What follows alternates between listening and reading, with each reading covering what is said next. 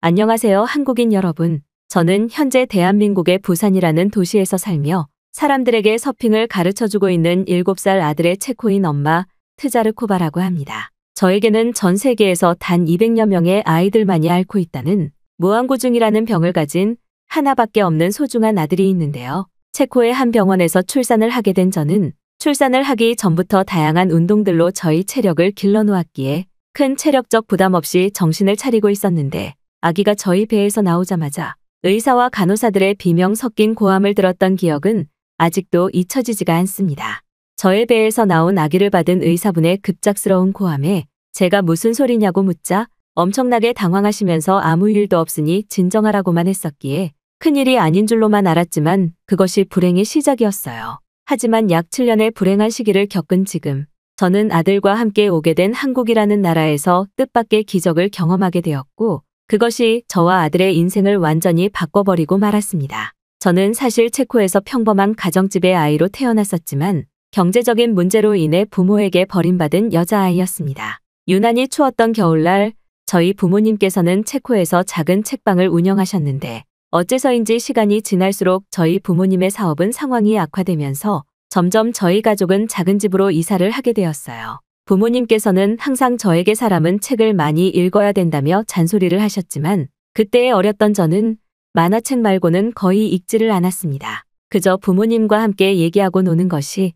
그때의 저에게는 책을 읽는 것보다 훨씬 행복한 감정으로 느껴졌기 때문에 저는 어렸을 때부터 부모님의 말씀을 잘 듣고 말썽을 부리지 않는 아이로 마을에서는 유명했었죠. 그러던 어느 날 집에서 혼자 장난감을 가지고 놀고 있는데 전혀 처음 보는 얼굴의 어른들이 부모님의 부탁 때문에 저를 데리러 오셨다면서 집의 문을 열어보라며 문을 두드리더군요. 부모님에게 연락할 수단조차 없었던 저는 그저 아무런 생각 없이 문을 열어주게 되었습니다. 두려웠던 생각과 달리 그곳에는 너무나 평범해 보이는 아저씨와 아주머니가 계셨는데 저의 얼굴을 보고는 예쁘게 생겼다는 말과 함께 부모님께서 기다리고 있으니 얼른 같이 가자면서 저를 차에 태우고 어딘가로 이동하셨어요. 그리고 바로 그날이 제가 부모님에게 버림받은 날이었습니다. 부모님께서는 점점 축소되는 책방의 사업에 집과 자동차를 파시면서까지 생계를 유지하려고 하셨지만 사업이 완전히 망해버려 감당하지 못할 상황으로까지 치닫게 되자 결국은 불임 증상을 가진 채 10년 동안 아기를 가지지 못하던 한 부부에게 거액의 돈을 받고 저라는 딸을 넘기고 말았던 것입니다. 그때 당시에는 너무나 어려서 이러한 모든 상황을 잘 알지 못했지만 얼굴도 모르는 부부의 손에 이끌려 생전 처음 보는 집에서 지내게 된 지 1년, 2년이 넘어가던 어느 날 어린 나이에 저는 부모님께서 저를 버렸다는 사실을 스스로 알아차릴 수 있었죠. 20대의 나이가 되고 나서 부모님에 대한 조사를 시작하며 정확하게 알게 된 사실이었기에 심적 고통은 덜했지만 진짜 문제는 따로 있었습니다. 바로 저를 입양했던 불임 부부 사이에서 기적적으로 아기가 생기게 되면서 저는 그들에게 하나의 짐덩이로 전락하고 말았기 때문이죠. 아기가 생기기 전에는 저에게 모든 관심과 지원을 아끼지 않고 지금은 부모님께서 바쁘셔서 몇 년 뒤에 찾아올 것이라는 말로 저를 위로해 주시던 그 불임 부부분들은 자신들의 피가 섞인 아기가 생기자마자 사실상 저를 방치해버렸고 저는 그것을 받아들이기가 매우 힘들었습니다. 저 또한 그 누구보다 그분들을 믿고 의지했지만 제가 입양되었다는 자식이라는 사실과 그들에게 진짜 아기가 생겼다는 사실은 저를 너무나 힘들게 만들었으니까요. 그렇게 체코의 기초학교를 등교하고 집으로 돌아오던 어느 날 저는 집으로 돌아가지 않고 다시 학교로 돌아가게 되었습니다. 이미 해가 질 시간의 오후 시간대였지만 그때 당시 의지할 수 있는 사람이 저를 가르쳐 주시던 학교 선생님밖에 없었기에 저는 선생님에게 돌아가 제가 가진 가정환경의 문제점과 집에 돌아가기 싫다는 고민을 털어놓게 되었죠. 이제 막 10살의 나이였던 저의 고민 상담에 충격을 받으신 한국인 선생님 수지 선생님께서는 너무나 놀라시면서 저에게 잠시 지낼 수 있는 집은 물론 학교에서 맡긴 일을 해결할 수 있는 시스템까지 만들어주시면서 저를 거두어 키워주셨습니다. 제가 다니고 있던 학교에서는 유일하게 한국분이셨던 그 선생님께서는 한국에 있는 자기 아들이 생각난다면서 제가 대학교에 입학할 때까지 모든 지원과 책임을 아끼지 않으셨습니다.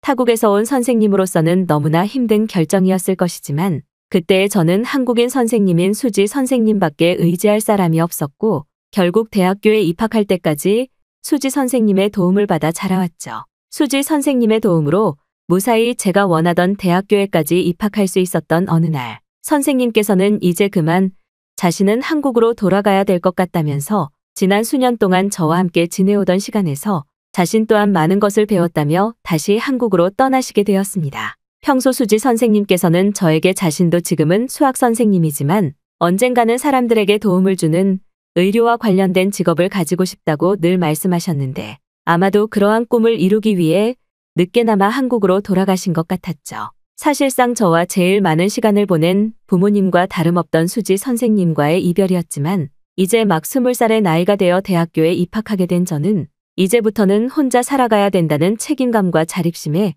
혼자 세상을 살아가기 위해 돈을 벌며 학교에 다니기 시작했습니다. 수지 선생님은 저에게 이메일을 하나 가르쳐 주시며 언제라도 한국 여행을 하고 싶다면 자신에게 연락을 하라고 말을 해놓고 가셨기 때문에 저는 더욱 편안한 마음으로 저의 꿈인 건축가로서의 꿈을 이루기 위해 낮에는 일을 하며 밤에는 취업 공부를 해나갔어요. 그렇게 약 10년의 세월을 디자인 건축가로 공부를 해오던 저는 체코에서는 그래도 꽤 규모가 큰 건축 대기업에 입사해 결혼에도 성공할 수 있었습니다. 무려 10년이라는 세월이 걸리기는 했지만 가정에 대한 결핍이 있었던 저는 꼭 올바른 남편을 만나 결혼을 해서 가정을 이루고 싶은 마음이 컸기에 그러한 마음가짐으로 만난 지금의 남편과의 결혼은 더욱더 행복했어요. 수지 선생님과 헤어지고 나서 약 2년의 기간 동안은 주기적으로 연락하며 서로의 안부를 묻기는 했지만 그럴 때마다 수지 선생님께서는 자신도 사람들의 눈과 관련된 새로운 직업을 가지기 위해 열심히 공부하고 있다며 늦은 나이에 공부에 대한 어려움을 털어놓으시며 점점 연락의 주기가 길어졌고 결국 8년이라는 세월이 흐른 뒤에는 완전히 연락이 끊기게 되어 저의 결혼식에 부를 수 없었습니다. 자동차 정비 사업을 운영하던 남편과의 결혼은 너무나 행복했고 빨리 아기를 가지기를 원했던 저희 의견에도 동의한 남편이었기에 저와 남편은 결혼하자마자 아기를 가지기 위해 많은 노력을 했습니다. 불행 중 다행으로 결혼하고 약 1개월 뒤 저는 곧바로 아이를 가질 수 있었고 어렸을 때 가정에 대한 행복이 결핍되었던 저는 태어나는 아기에게만큼은 이 세상에 있는 행복을 전부 주겠다는 마음가짐으로 육아에 대한 공부도 하며 하루하루를 기대에 부푼 마음가짐으로 보내게 되었어요. 그렇게 약 10개월이 넘는 임신의 기간을 거쳐 저는 어느 날 배에 진통을 느꼈고 곧바로 남편의 도움을 받아 체코의 한 산부인과로 이동하게 되었습니다. 평소 운동을 해왔던 저는 자연적인 출산을 하는 것에 아무런 체력적 문제를 느끼지 못했고 아기가 이 세상에 나오게 된다면 꼭 아기의 얼굴을 엄마인 제가 제일 먼저 봐야겠다는 생각으로 정신을 차리고 있었죠. 그렇게 산부인과의 간호사분들과 함께 자연분만을 시도하던 저는 배에서 무언가 빠져나가는 느낌이 들었고 출산에 성공했다는 안도감에 기쁨의 눈물을 흘리고만 있었습니다.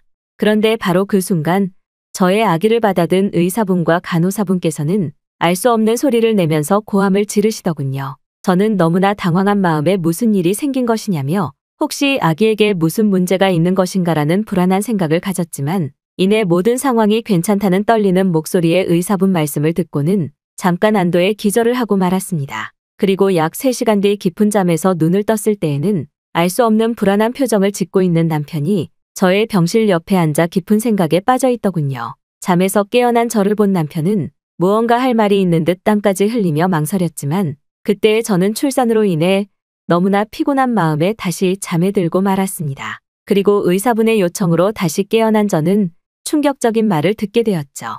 체코의 의사분께서는 저와 남편의 아이가 전 세계에서 극히 일부의 아기들에게서만 발생한다는 안구 자체가 존재하지 않는 무안구증의 증상을 가지고 있다는 도저히 이해할 수 없는 말과 함께 저의 뱃속에서 태어난 아기의 사진을 보여주더군요. 그리고 그 사진에는 안구의 형성 자체가 되지 않은 저와 남편의 아이라고는 믿어지지 않을 한 아이의 모습이 있었습니다. 너무나 큰 충격을 받았던 저는 아무 말도 할 수 없었고 남편은 이미 의사에게 이러한 사실을 미리 들었던 것인지 옆에서 그저 한숨만 내쉬고 있더군요. 의사 선생님께서는 아마 아이가 빛에 대한 감각도 느낄 수 없을 정도로 안구의 형성 자체가 이루어지지 않았을 것이라며 단순한 각막이식이나 안구의 문제가 아닌 두개골의 문제와도 연관되어 생명이 위험해질 가능성도 있다면서 저와 남편에게 마음의 준비를 하라는 말을 이어나갔습니다. 그날 저는 병원이 무너져 내릴 만큼 제 마음이 진정되지 않는 오열을 하고 말았어요.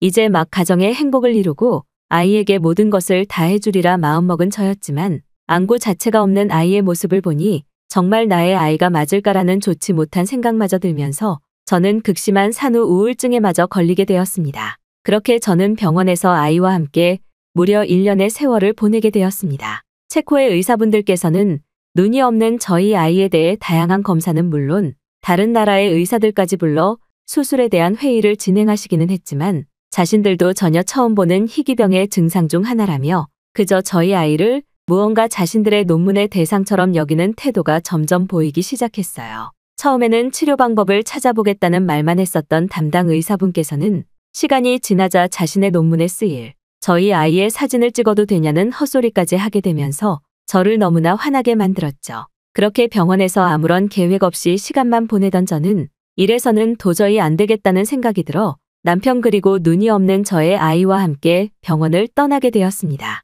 이미 그 병원에 계속 있겠다고 해도 아무것도 바뀌지 않을 것은 분명했고 또 아이도 눈이 없는 것일 뿐 어느 정도 안정적인 상황에 들어간 것 같았기 때문에 내릴 수 있는 선택이었죠. 집에 돌아온 뒤 저는 남편과 함께 아들이 눈이 없는 상황을 해결하기 위해 체코의 모든 병원들의 문의를 넣기 시작했습니다. 하지만 대부분의 병원들은 조금 더 아들의 사진을 보내줄 수 있냐는 문의와 함께 자신의 논문에 사용해도 되겠냐는 어처구니 없는 수준만을 보여줬기 때문에 저와 남편은 체코라는 나라 자체에 점점 지쳐가던 중이었죠. 그렇게 저와 남편은 무려 5년이 넘는 시간을 체코의 병원을 돌아다니며 보내게 되었습니다. 그러던 중 아들은 점점 성장해서 걸어 다닐 수 있을 정도가 되었지만 전혀 앞을 보지 못해서 언어를 배우는 데에도 큰 어려움이 있었죠. 아들은 시간이 지날수록 자신이 눈이 없다는 사실을 인지하는지 자꾸만 아무것도 없는 눈 부위에 손전등을 가져다 대면서 알 수 없는 행동을 보이기도 했습니다.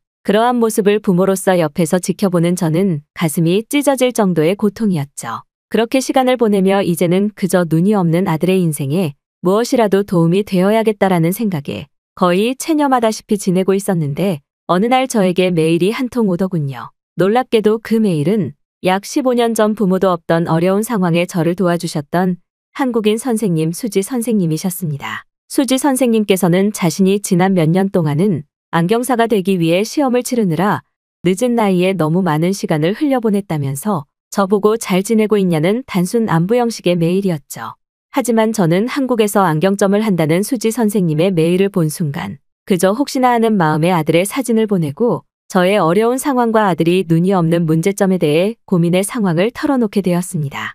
약 15년 전 수지 선생님에게 어려움을 털어놓던 저였었는데 어른이 되고 나서도 저는 또 똑같이 선생님에게 조언을 구하고 저의 어려운 상황을 늘어놓고 있는 모습에 자괴감이 느껴질 정도였죠. 메일을 보내면서도 알 수 없는 눈물이 흘렀습니다. 그런데 메일에 답변을 받은 수지 선생님께서는 뜬금없이 컴퓨터를 이용한 화상회의로 아들의 상태를 자세히 보고 싶으시다면서 몇 가지 요청을 해오셨습니다. 저는 너무나 당황스러운 마음에 곧장 컴퓨터를 준비해서 수지 선생님과 화상회의를 진행했고 선생님께서는 처음 보는 한 중년의 남성과 저희 아들의 사진, 그리고 화상 카메라 속의 아들의 얼굴을 유심히 살펴보시더군요. 제가 너무 당황하고 있었던 표정을 눈치채셨는지 수지 선생님께서는 자신의 남편이 서울에서 유명한 안과 전문의로 일을 하고 있다면서 혹시나 도움이 될까 하는 마음에 남편과 같이 저희 아들의 상태를 보고 있는 것이라며 안심하라는 말을 해주셨습니다. 약 1시간이 넘는 병원 진료 과정과 다름없는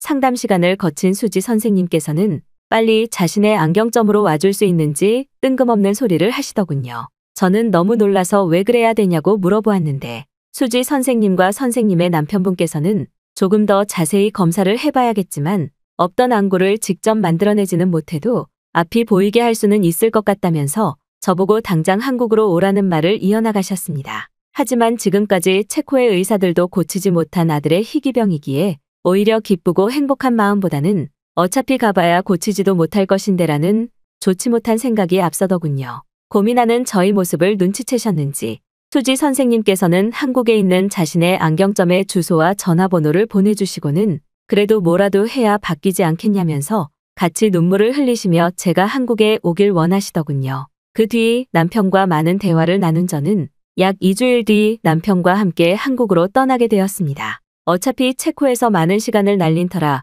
아들을 위해서는 못할 것이 없었고 아주 작은 변화라도 아들이 조금이라도 앞을 볼 수 있다면 기적이 일어나기를 바랄 뿐이었죠. 떨리는 마음으로 수지 선생님의 안경점에 들어간 저는 마치 저를 기다리고 있었기라도 한 듯 한 걸음에 뛰어오시는 수지 선생님과 뜨거운 포옹을 할 수 있었습니다. 곧이어 1시간 정도가 지나자 수지 선생님의 남편분께서도 안경점에 오셨고 정밀 검사가 필요하니 다 함께 자신의 병원에 가자며 우리 가족을 데리고 병원으로 이동하셨죠. 일주일에 걸친 수많은 검사가 이어졌고 저는 마침내 한국의 안과 수술 기술로 아들의 눈을 만들어줄 수 있을 것 같다는 희망찬 결과를 받아들 수 있었습니다. 수지 선생님의 남편분께서는 다행스럽게도 가려져 있던 피부 안쪽에 시신경이 아주 미약하게 남아 존재하고는 있다는 말과 함께 시신경이 손상되지 않는 선에서 피부에 작은 구멍을 내어 시력이 보일 수 있는 인공각막 렌즈를 부착한다면 당장 앞을 볼 수 있는 것은 물론 조금 더 운이 좋다면 아이가 성장하면서 자연스럽게 늦게나마 안구가 생성될 수도 있다는 기적과도 같은 검사 결과를 말씀해 주셨습니다. 그 뒤 곧바로 인공각막 부착 시술이 필요하다는 요청에 저와 남편은 동의했고 약 3일 뒤 아들은 곧바로 수술을 받게 되었죠. 수술이 끝났을 때에는 다소 이상한 모습이지만 양쪽 눈에 뾰족한 렌즈가 부착되어 있는 아들의 모습이 보였습니다. 그런데 아들은 저희 얼굴을 보자 정말 무엇을 보기라도 한 듯 제 얼굴을 만지면서 웃음소리를 내더군요. 다른 사람들에게는 눈에 이상한 렌즈가 부착된 소년에 불과했지만 저에게는 행복에 겨운 천사의 모습과 다름이 없었습니다. 수지 선생님은 물론 수술을 집도해 주신 한국인 남편분께서도 일단은 지금의 시력을 확보하는 데 집중한 수술이기에 겉보기에는 조금 이상할 수 있으나 시신경이 손상되지 않는 선에서 몇십 년 동안의 세월을 두고 장기적으로 피부를 넓히고 치료를 받아간다면 아주 조금씩 안구가 생성될 것이라는 말을 해주시더군요. 저는 알 수 없는 수십 년의 세월에 가까운 선생님의 맹목적인 도움과 그 한국인 남편분의 배려에 감동할 수밖에 없었습니다. 그 뒤 아들은 보호안경을 낀 채로 렌즈를 보호하기는 했지만 앞이 보이는 생활을 이어나가고 있어요. 수술을 받고 약 1년이라는 시간밖에 지나지 않았지만 아들은 무언가 보이는 듯한 행동이 하루가 다르게 늘어가고 있고 눈이 보이는 덕분에 언어도 조금씩 빨리 배워나가고 있죠. 지금 당장 눈이 보인다는 아들의 상황에 감사하고 있기에 앞으로 안구가 생성될지는 모르겠으나 제 가족과 아들 그리고 남편은 그저 현재 상황에 감사하며 또 한국의 의료기술과 수지 선생님에게도 갚을 수 없는 감사함을 늘 가슴속에 품고 있습니다.